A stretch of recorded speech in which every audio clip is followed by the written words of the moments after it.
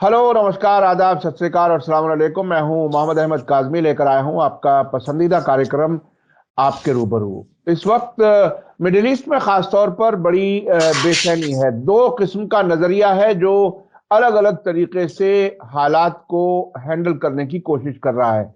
एक तरफ ईरान और उसके कुछ साथी मुल्क हैं जो अपने तरीके से अपने मुल्कों को चलाना चाहते हैं, लेकिन दूसरे कुछ मुल्क हैं जो अब तक भी इजराइल और अमेरिका के इशारे पर बहुत कुछ कर रहे हैं। वो हम हर दिन तकरीबन खबरों में आप तक पहुंचा रहे हैं। एक बड़ी खबर यह है कि ईरान ने यह कह दिया कि ऐसी हमारे पास मिसाइलें मौजूद हैं जिसके बारे में अमेरिका सोच भी नहीं सकता, और ये कि अब तक जो हमने फौजी एक्सरसाइज में अपने हथियार दिखाए हैं उससे कहीं ज्यादा खतरनाक उनके पास हथियार मौजूद हैं।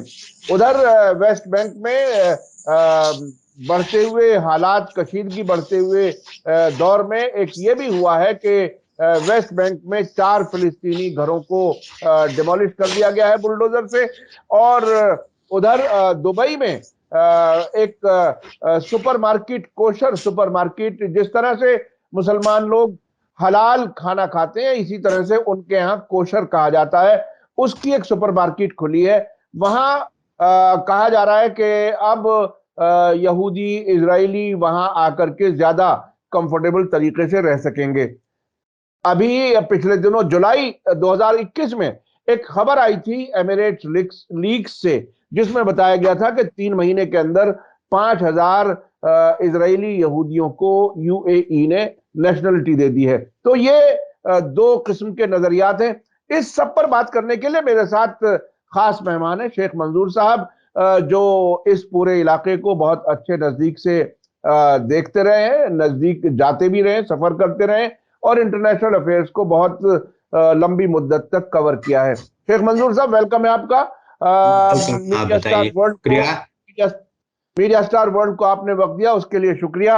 आप ये बताइए कि आखिर ईरान के पास वो ऐसे कौन से हथियार हो सकते हैं जिनके बारे में उसने कहा है, और वो इतनी मजबूती से ये बात कह रहा है कि आपको क्या यकीन आता है इस पर? देखिए, जब एक कंट्री, उनको सैंक्शंस उन पर लगे होंगे और इनको हर तरफ से थ्रेट का सामना करना पड़ता है, नेचुरली वो कंट्री अपनी सेफ गार्ड के लिए, अपनी प्रोटेक्शन के लिए ऐसे इकदाम कर रहा है। और ये भी है, ये इसी की एक, अगर आप देखेंगे, एक कड़ी है कि जो हम इंटरनेशनल कम्युनिटी कह रही थी कि इंडिया, ईरान जो है एक न्यूक्लियर पावर की तरह बढ़ रहा था।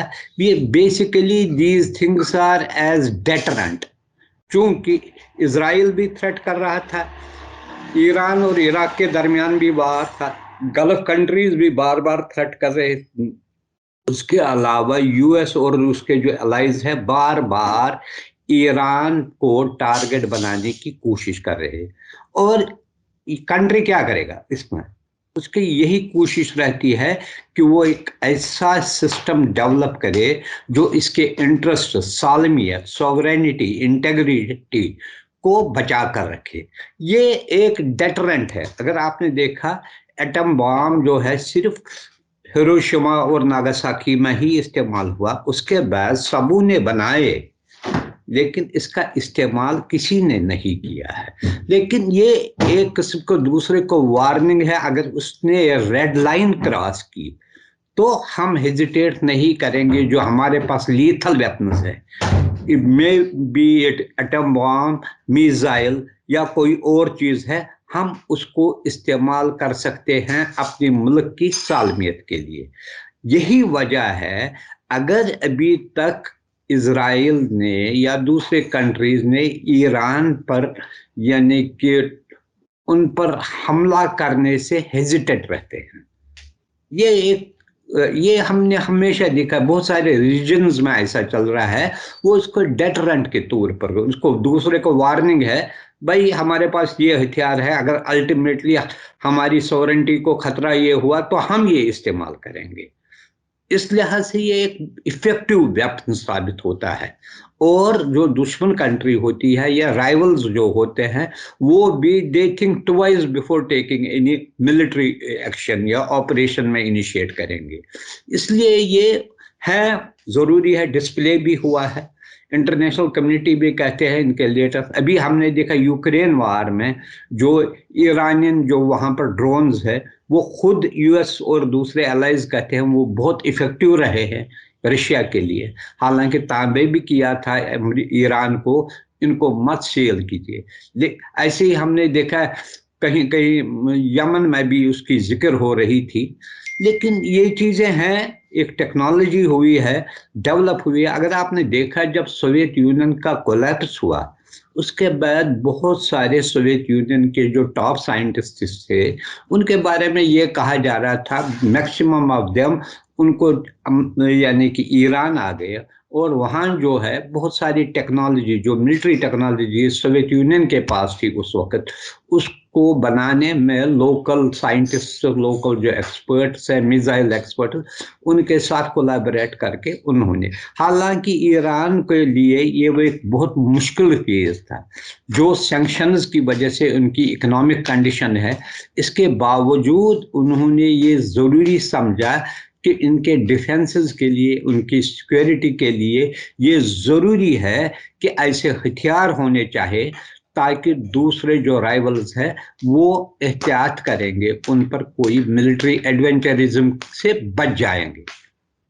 ईरान के कुछ हथियारों की या टेक्नोलॉजी का जिक्र, जैसा कि आपने भी बताया कि यमन में भी इसका जिक्र होता है, इसी तरह से हिजबुल्लाह के पास भी और हमास के पास भी ईरान के जरिए दिए गए हथियार या टेक्नोलॉजी पहुंची है। उसके बाद खुद इजराइल में यह डिबेट शुरू हो गया कि अगर इसके बाद जंग हुई तो हर दिन 2000 मिसाइल या रॉकेट इजराइल पर गिरेंगे। तो ऐसी सूरत में क्या पूरा ये इलाका किसी जंग की तरफ बढ़ रहा है? अभी एक नई और जंग शुरू हो जाएगी, क्योंकि यमन जंग अभी ऐसी हालत में पहुंच चुकी है कि कभी सीज फायर होता है, कभी सीज फायर खत्म हो जाता है।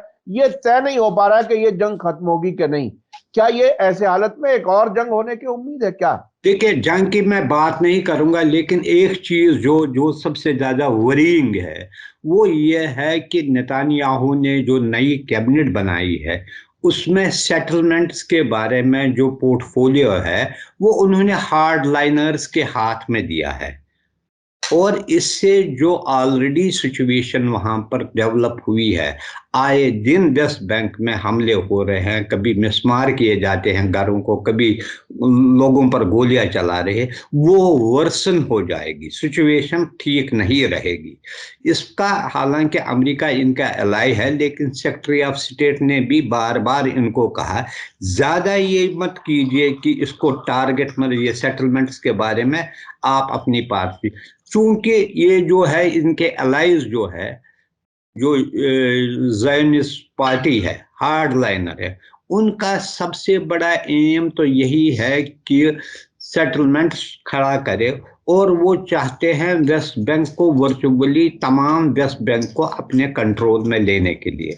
नेचुरली इससे हालात खराब हो जाएंगे, और ये भी खतरा है कि कंसंट्रेशन हो सकती है, न सिर्फ वेस्ट बैंक में बल्कि गाजा और दूसरे इलाकों में भी इसके असरात जरूर हो जाएंगे। क्योंकि ये फलस्तीनियन का जो कुछ भी बचा खुचा रहा है टेरिटरी पर, उसको भी अगर हड़प करने की कोशिश की जाएगी तो ये एक अलार्मिंग सिचुएशन खड़ा कर रही है वेस्ट एशिया में। और जिस तरीके से वहां पर हालात बदल रहे हैं उसका भी इम्पैक्ट रहेगा, खुदा न खास्ता कहीं ये जो है वहां पर एक जंग की सूरत न ले।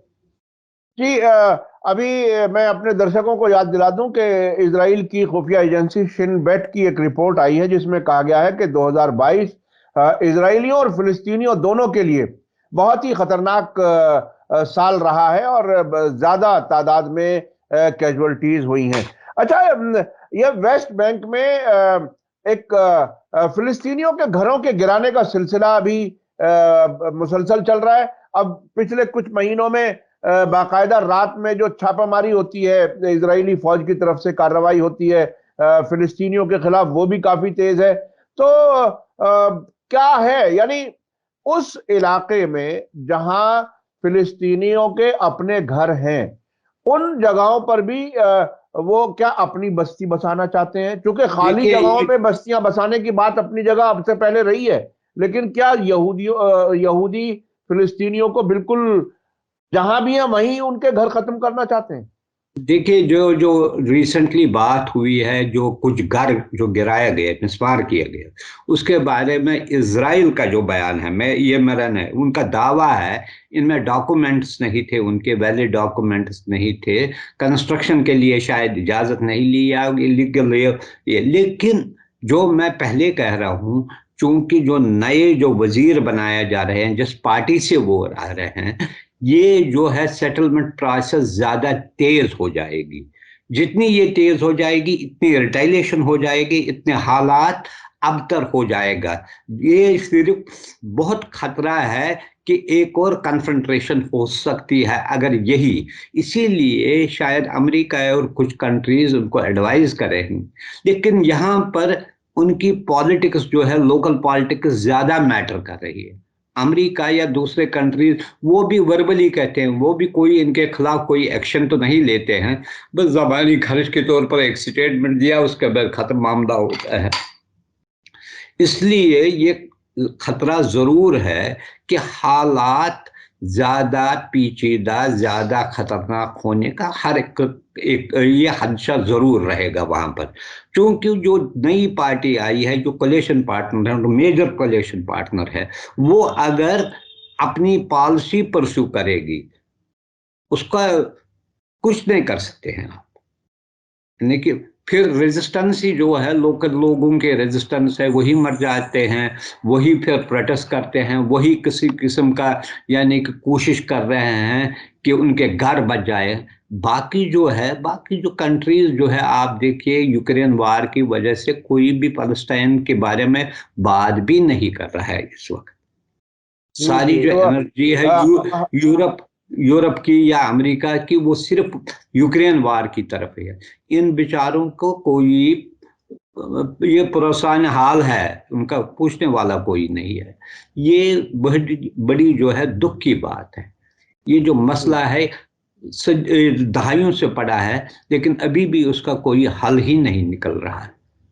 जी। अच्छा, इस बीच में जो नॉर्मलाइजेशन का प्रोसेस शुरू हुआ था, जो अब्राहम अकॉर्ड के तहत, उसके बाद अब हालात अब यहाँ तक पहुंच गए कि एक तरफ तो दुबई और बहरीन यानी यूएई और बहरीन ने जो ताल्लुकात कायम किए थे, अब खबर आ रही है कि दुबई में बाकायदा एक कोशर सुपर मार्केट खोली है यहूदियों के लिए खास तौर पर। और आमतौर पर यूएई और सऊदी अरब के जो लीडर्स हैं, उनके बीच में बहुत अच्छा तालमेल नजर आता है बहुत से मौकों पर, खासतौर पर फॉरेन पॉलिसी में। उधर सऊदी अरब ने डिप्लोमेटिक ताल्लुकात कायम नहीं किए। वो फिर भी याद दिलाते हैं कि जब तक टू स्टेट थियरी के हिसाब से फिलिस्तीन इजराइल मसला हल नहीं होगा, तब तक हम ताल्लुकात नॉर्मल नहीं करेंगे। लेकिन फिलिस्तीनियों के साथ जो कुछ हो रहा है उस पर खामोश भी रहते हैं। इसको आप किस तरह से देख रहे हैं? क्या देखिए, हमें ये याद पहले लग रहा था जब मोहम्मद बिन सलमान या मोहम्मद बिन जायद जो है, दो जो कह रहे थे, इनके बारे में कहता था ये एक ज्वाइंट एक्शन ले रहे हैं, उसमें ज्यादा कहते थे अमल दखल ज्यादा अबू धाबी के रूलर का हुआ करता था। चूंकि मोहम्मद बिन सलमान जो थे वो यंग थे, अभी भी 35 ईयर्स के हैं, और ज्यादा जो है पॉलिसी मेकिंग में उनका बड़ा असर रहा। उसमें दो चीजें हुई है, उसी दौरान यमन के जो है उन पर इंटरवेंशन किया है। दूसरा, कतर का जो ब्लॉकेड किया है, कतर के साथ जो उन्होंने डिप्लोमेटिक रिलेशंस कट किए। लेकिन ये दोनों काउंटर प्रोडक्टिव साबित हुए दोनों कंट्रीज के लिए। आखिरकार इनको कतर का एम्बार्गो उठाना पड़ा, जो एयर स्पेस बंद की वो उठानी पड़ी। डिप्लो कहीं ना कहीं ये भी सामने आया है, डिफरेंसेस है दोनों के दरमियान। हाँ। डिफरेंसेस विजिबल नहीं है, लेकिन एक पेज पर नहीं है, बहुत सारे इश्यूज में। और जिस ये जो है एक दूसरे पर सुपरमेसी के वो दिखाने की कोशिश हो रही थी, उसमें अगर आपने देखा ज्यादा जो एक्टिव लग रहे हैं बहरीन और यूएई ज्यादा प्रोएक्टिव टुवर्ड्स इजराइल लगते हैं। हालांकि दूसरे कंट्रीज भी साइलेंटली या उतना ओपनली नहीं, लेकिन वो भी कहीं ना कहीं मेंटेन, लेकिन वो इतने हेस्ट में नहीं है कि रिलेशंस को फर्दर बढ़ाया जाए।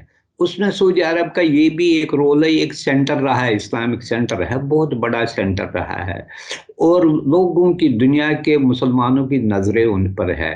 वो ये अच्छा नहीं समझते हैं कि एक तरफ फलस्तीनियों पर जुल्म हो जाए तो वो ऐसा कदम लेंगे, इसलिए ये भी एक मेजर फैक्टर है उनको जो दूर रखता है। दूसरी बात, जो रीजन में पॉलिसी चेंज हो रही है, अमेरिका से दूर हो रहे हैं ममालिक।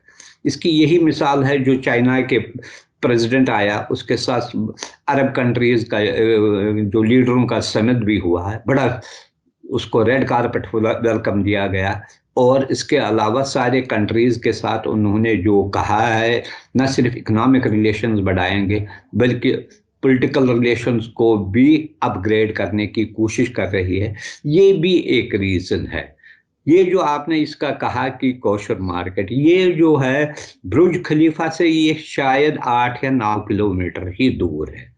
चूंकि अब यूएई की सियासत पॉलिटिकल, जैसे हम कहते हैं पहले आइडियोलॉजिकल सियासत होती थी, जैसे नॉन अलाइंड में होता था एक, वो कहते थे हम इश्यूज पर बेस्ड होते हैं। अब ये इकोनॉमिक डिप्लोमेसी जिसे हम कहते हैं, ज्यादा कंसिडरेशन रहती है फाइनेंशियल बेनिफिट्स के, और इसी वजह से उन्होंने गो बाय किया है। वो चाहते हैं इनके इंटरेस्ट है टेक्नोलॉजी आ जाए, उससे फायदा उठाए, न कि उन इश्यूज पर जो अरब कंट्रीज, मुस्लिम वर्ल्ड को हर्ट करती है, जो उनका कंसर्न है, उनको उन्होंने साइड लाइन में किया। उस सेंटिमेंट को साइड लाइन करके ज्यादा फोकस इनका जो है इकोनॉमिक इश्यूज पर प्रायोरिटी बन गई है। यही वजह है उनके साथ ताल्लुकात को बढ़ा रहे हैं।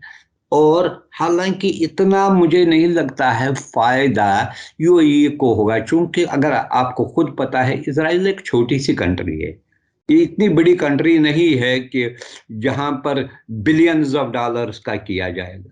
ज्यादा से ज्यादा वो ये ऐसी यूएई कंट्री जो है, जो माला माल है, उसको ज्यादा फर्क भी नहीं पड़ता था इसके इनके इन्वेस्टमेंट से, तो वो तो इससे ज्यादा जनरेट कर रहे थे। अब इसे एक बन गया है इनके लिए ट्रेंड, वो कहते हैं वो बनाएंगे उनको वहां आने जाने के। इससे पहले अगर आप देखें, इवन टर्की ने ऐसा किया। टर्की का, यानी कि Turkey was the best tourist spot for Israeli tourists, हजारों जाते थे। जी जी और जी। जब बीच में ये हुआ तो उन्होंने भी क्या किया, उन बीच में उनको एडवाइजरी हुई कि जब बीच में थोड़े बहुत ताल्लुकात खराब हुए थे, वहां अवॉइड कीजिए। और फिर टर्की ने रेस्टोर किया। हो सकता है टूरिज्म उसको लगाइए, it is hurting tourism industry. एक तरफ वो कहता है फलस्तीनियों का मसला, दूसरी तरफ ये भी है, हर एक चीज यानी कि ओपन किया है इसके साथ। यहाँ ये भी नहीं है, एटलीस्ट टर्की उनको मदद भी करती है, कोई यानी कि मेडिकल हेल्प देती है, एजुकेशन में देती है, फाइनेंशियल। यहाँ ये भी ये नहीं करते हैं आप। जी जी जी। अच्छा, आप उस इलाके को अच्छा खासा नजदीक से देखा है आपने। अब इन दिनों मैं कभी कभी इजराइल के कुछ ब्लॉगर जो विजिटर्स होते हैं उनकी वीडियोस भी देखता हूं, तो वो मार्केट वगैरह में जहां फिलिस्तीनी इलाके हैं वहां तो कुछ पब्लिक नजर आती है, नहीं तो सड़कों पे बहुत ही सुनसान सा नजर आता है। उससे ऐसा लग रहा है कि वहां लोग बहुत ही मोहतात रहते हैं, डरे हुए रहते हैं जंग की, लड़ाई की वजह से।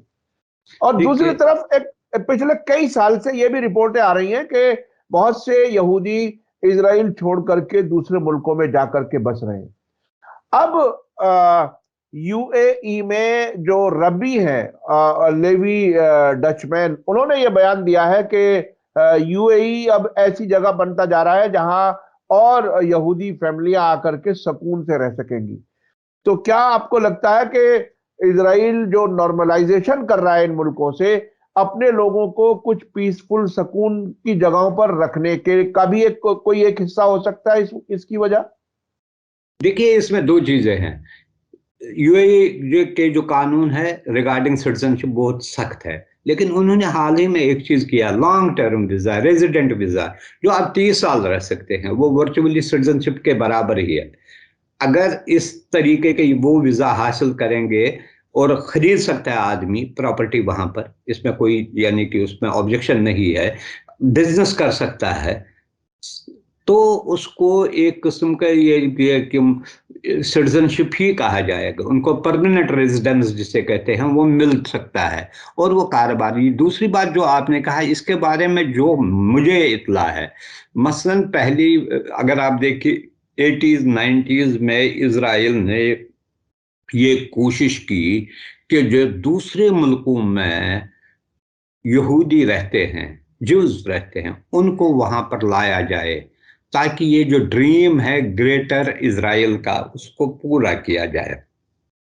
इस सिलसिले में रशिया से गए, यहाँ मिजोरम से गए, जो कहते हैं लॉस्ट ट्राइब, उसके जो उन्होंने कहा ये जो लॉस्ट ट्राइब है मोसेस के ज़माने में, वहाँ से गए, वहाँ पर इथोपिया से गए या दूसरे अफ्रीकन कंट्रीज से गए, तो इवन यूरोपियन कंट्रीज से वो वहाँ पर सेटल हुए। लेकिन वहाँ पर प्रॉब्लम क्या हुई, पहले तो वो खुश थे, वो वहाँ पर गए जो उनका ड्रीम लैंड है, जो उन इसके लिए खुश हुए, लेकिन वहाँ पर फिर इनकी डिस्क्रिमिनेशन शुरू होने लगी है, उनको नौकरियां नहीं दी गई, वो फिर वापस उनमें से जो है पहले जो ब्रेन ड्रेन वहां से हुआ था, अब फिर लोग वापस निकलने लगे हैं अपने अपने कंट्रीज में, उन्हें लगा कि यहाँ पर उनका मुस्तकबल नहीं है। यहाँ तक भी मैंने देखे कुछ स्टोरीज पहले जो इंडिया से गए थे, मिजोरम और दूसरे नॉर्थ ईस्टर्न स्टेट से, उनमें से भी बहुत वापस आ गए हैं, क्योंकि उनको वो जो कहते हैं ना दूर के डोल सहाने, उनको लग रहा था सारा कुछ उनके लिए बस वो है, वो भी ज्यूज है, वहाँ भी ज्यूज है, सारा आइडियल स्टेट है, उनको भी ये। लेकिन फिर वहाँ पर इवन रेस मसला बनता है, रीजन मसला बनता है, इकोनॉमिक स्टेटस मसला बनता है, ये सारी चीजें फिर मैटर करती है, और इस वजह से उनको लगा कि वहां पर वो कंफर्टेबल नहीं है।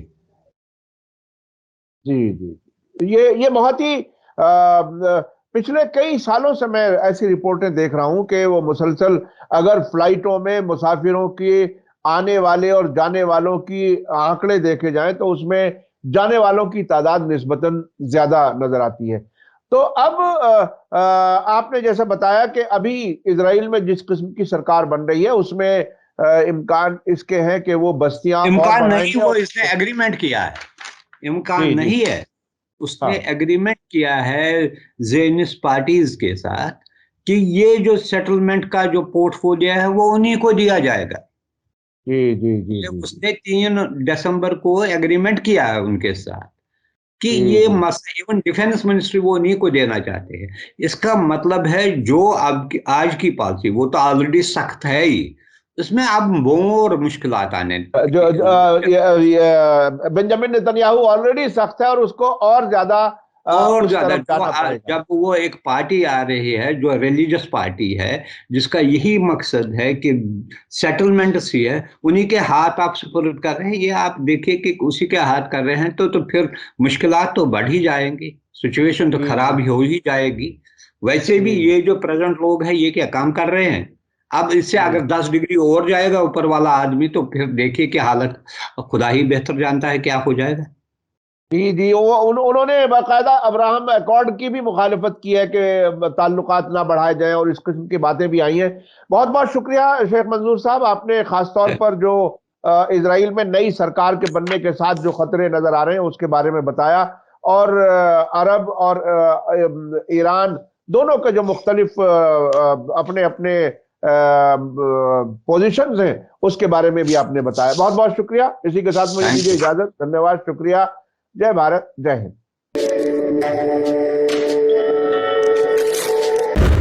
मीडिया स्टार वर्ल्ड के और वीडियो देखने के लिए हमारे चैनल को सब्सक्राइब करें और सीधे नोटिफिकेशन पाने के लिए बेल आइकन दबाएं। और अगर हमारी खबर सच्ची और अच्छी लगे तो अपने व्हाट्सएप, इंस्टाग्राम, फेसबुक और ट्विटर अकाउंट पर जरूर शेयर करें।